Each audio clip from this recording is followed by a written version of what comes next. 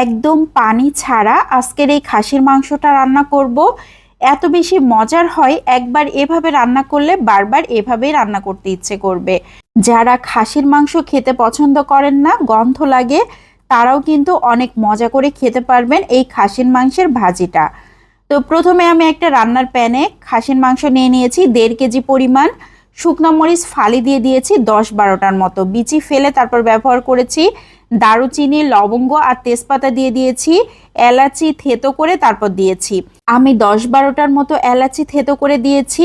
1 চা চামচ গোটা জিরা দিয়ে দিয়েছি। 1 টেবিল চামচ ধনিয়ার গুঁড়া, গরম মশলার গুঁড়া দিয়েছি আধা চা চামচ।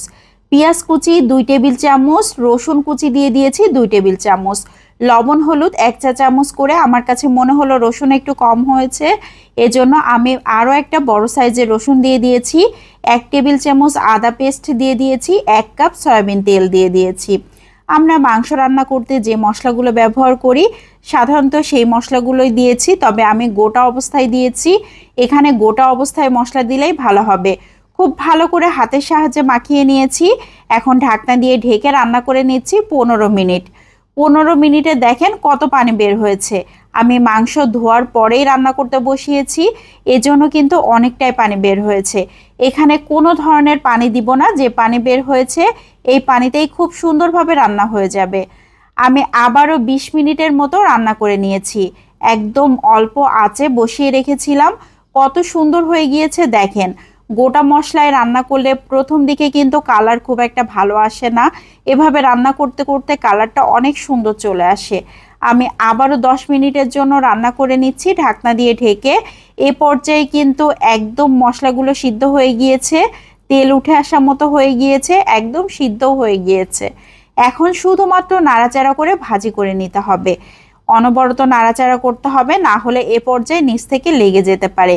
এভাবে নাড়াচাড়া করতে করতে একটা সময় এত সুন্দর একটা কালার চলে আসবে আর খুবই সুন্দর একটা স্মেল বের হবে।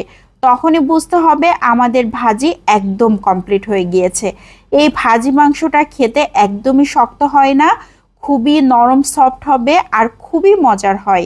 এরকমভাবে খাসির মাংস ভাজি করলে কোনো ধরনের গন্ধ তো থাকবেই না।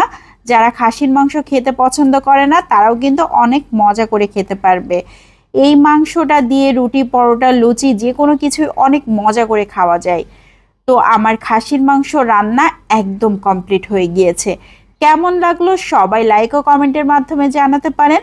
যারা এভাবে পানি ছাড়া গোটা মশলায় রান্না করেননি তারা একবার হলেও ট্রাই করে দেখতে পারেন। আজকের মতো এখান থেকে বিদায় নিয়ে নিচ্ছি। আসসালামু আলাইকুম।